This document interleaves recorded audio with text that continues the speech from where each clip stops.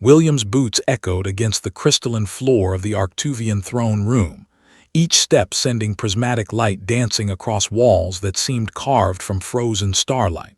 He'd been briefed extensively about protocol. Bow at precisely 45 degrees. Never make direct eye contact with Queen Celerith. Speak only when addressed. But nothing had prepared him for the sheer otherworldliness of the palace itself. The Arctuvian delegation stood in perfect formation, their translucent skin shimmering with bioluminescent patterns that William's translator earpiece identified as formal court language. At the center, elevated on a dais of what appeared to be living ice, sat the queen. Her crown wasn't metal or jewels, but a complex array of light that bent and refracted around her elongated head, and her four arms were positioned in what his briefing materials had called the posture of judging.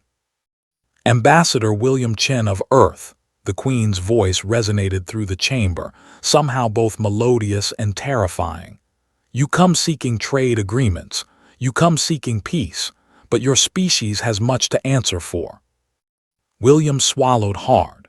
3 months ago, a human mining corporation had illegally strip-mined an asteroid in Arctuvian space, destroying what turned out to be a sacred breeding ground for the luminescent creatures the Arctuvians considered holy. The corporation's executives were already facing charges back on Earth, but diplomatic relations had frozen solid. Your Majesty, William began, his voice steadier than he felt, the United Earth government deeply regrets. A door at the side of the throne room burst open. Every Arctuvian in the chamber went rigid. The bioluminescent patterns on their skin flared bright red.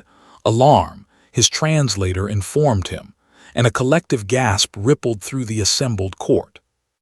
A small figure came running across the crystalline floor, her bare feet making soft pattering sounds. She couldn't have been more than 7 or 8 in human years, though with Arctuvians it was hard to tell.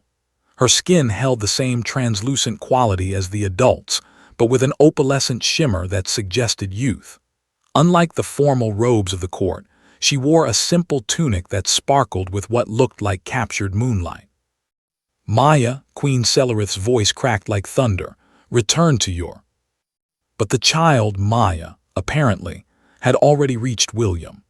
Without hesitation, without the slightest trace of the formal reserve every other Arctuvian displayed, she threw her 4 arms around his waist and pressed her face against his chest. The palace didn't just freeze metaphorically. The temperature in the throne room actually dropped several degrees.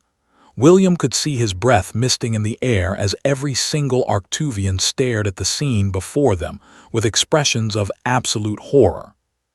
William stood paralyzed, his arms half raised, unsure whether touching the child would cause an interstellar incident or if refusing to would be worse.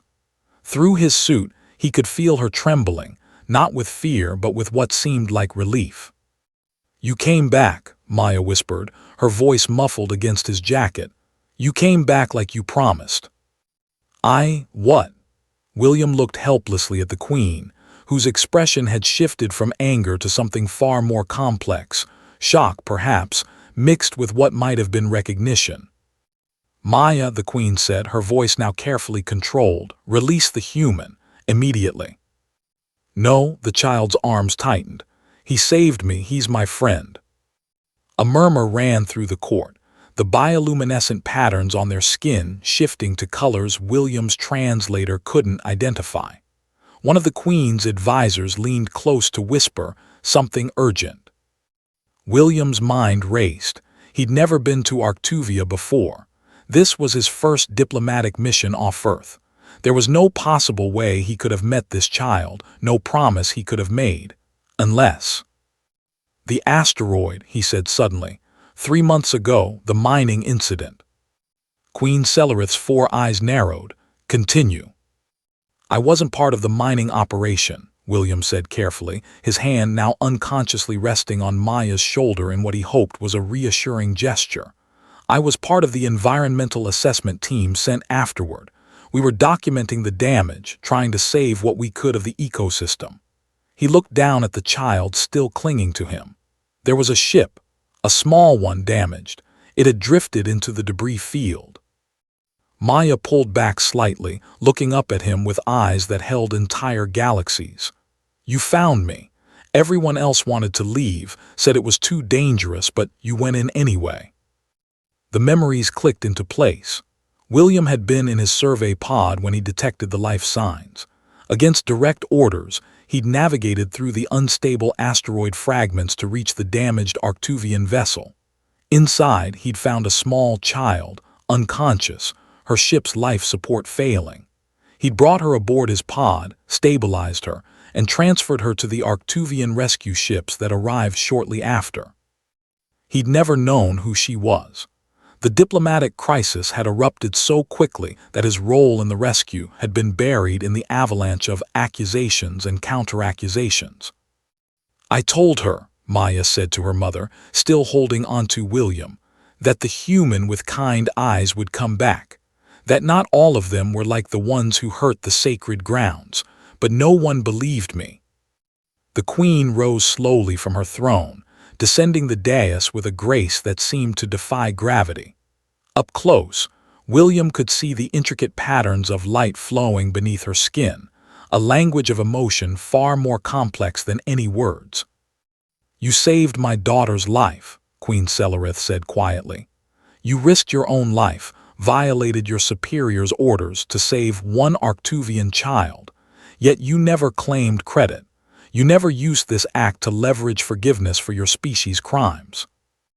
"I didn't know she was your daughter, Your Majesty," William admitted. "And even if I had known, saving a child isn't leverage, it's just what you do." For a long moment the queen studied him. Then, slowly, deliberately, she extended one of her 4 hands. When William hesitantly took it, her skin felt cool and impossibly smooth, like touching living glass. "My daughter has the gift of recognition," the queen said. "She sees the true nature of beings, not just their appearances or the actions of others like them. I dismissed her insistence that not all humans were destroyers as a child's fantasy. I was wrong." She looked at her daughter, who was now grinning with an expression of pure vindication. "Maya has been in mourning since the incident, refusing to participate in court, barely eating.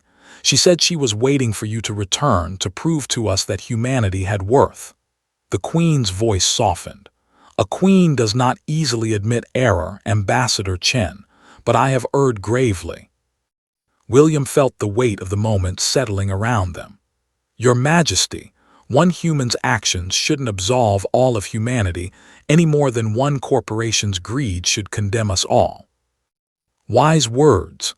The queen turned to face her court. "Let it be known that Ambassador William Chen has the favor of the crown. The trade negotiations will proceed, and perhaps," she looked down at Maya, who was practically glowing with happiness, "perhaps we have much to learn from each other about seeing beyond our prejudices." Maya tugged on William's sleeve. "Will you tell me about Earth, please? I want to know everything about the planet that makes people like you."